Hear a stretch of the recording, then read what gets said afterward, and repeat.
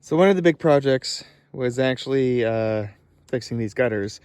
They were rusted all the way down from, I guess, years of standing water mixing with soil and air sediments that kind of make it slightly acidic.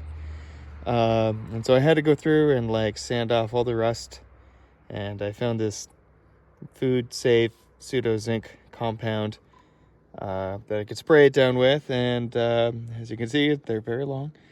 But I did both sides. That was quite a project, and hopefully they will continue to be good, but I'll probably have to stay on it every year or 2 years. We'll see how long it holds up.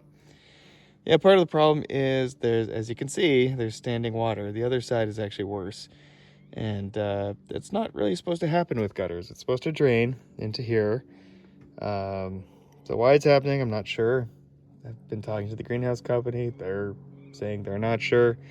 I've measured the foundation with a laser level. It's pretty flat, so it's not settling, but we're figuring it out.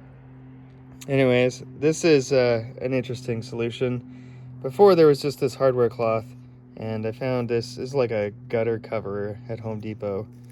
You're supposed to put it on top, but I figure it might be good for filtering out smaller particulate matter before it goes into the cistern system. So we're going to give it a try with the next rainfall, see what happens.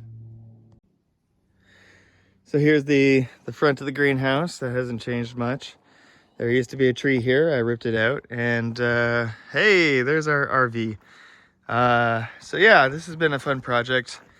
A big part of it has been working on the skirting down below as a way to winterize it. Basically, so pipes don't freeze.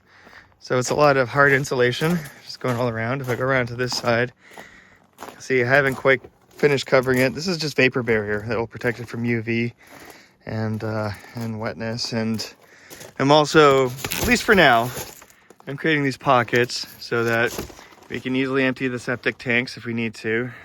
This wire is heat trace that kind of goes along. And just if it gets really cold, I mean, as cold as it gets here, like -7 or whatever, it can keep those pipes from freezing. Then yeah, same thing over here. I've just created like a little pockets, and as you can see, it goes, oh, well, you probably can't see, but there you go. All the way back, good enough. And so far it seems to be working all right, so that's good. Other than that, I've cleared out a lot of this area to try and just make it look nice. This is going to be like a pseudo porch backyard thing. But also our drainage ditch is here, and it's overgrown. And so I've slowly been like ripping out these trees with like a pickaxe and, well, even my truck actually. Wrapping a chain on a ball hitch and just driving forward. Been kind of fun. Yeah, but really kind of getting an idea of what this land has to offer. Speaking of septic, this is our new septic field. We basically pour things into here, and it goes into these surge tanks over here, and eventually pumps it out to that hill over there. So it's a raised septic field because it's a very shallow water table. But this was something that needed to go in because it didn't make sense to just have a septic tank that needed to be emptied all the time, or even like, you know, trucking it out in like, you know, what they call honey pots, which are like poop suitcases. Yeah, anyways, but I did a lot of clearing out of this. This is going to grow in nice, but it gives us a good baseline to also understand kind of what happens with the water and the soil. It's not great soil to begin with, you know, and we're already seeing some stuff like water pools down here as a low point. This is a huge load of logs that the tenants got. It was a pretty great deal, but he's gonna cut that up and sell it by the cords over the winter. So yeah, and the truck did some damage there, but hey, what you gonna do?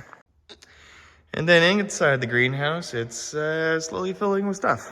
So we got a bunch of pots and stuff for free. There's a massive pile of tarps back there, also for free. Tarps are surprisingly expensive. Just brought some grape plants inside and our pepper plants from home to keep them alive. And got some discount blue food grade rain barrels. They're fun because they smell like bubble gum. I'm not sure what was in them, but there you go.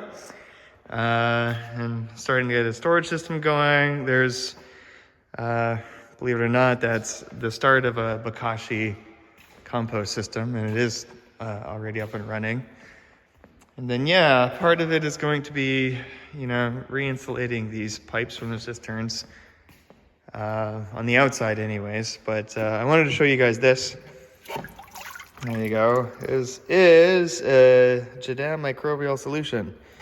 We had a bunch of rodent-eaten potatoes that were no good, and I'm like, that's perfect. The starch is really great for mixing with leaf mold and stuff, and then you get a lot of strong bacteria and microbes there that you can then like water on the soil, and it helps with enrichment. So it's fantastic. Yeah.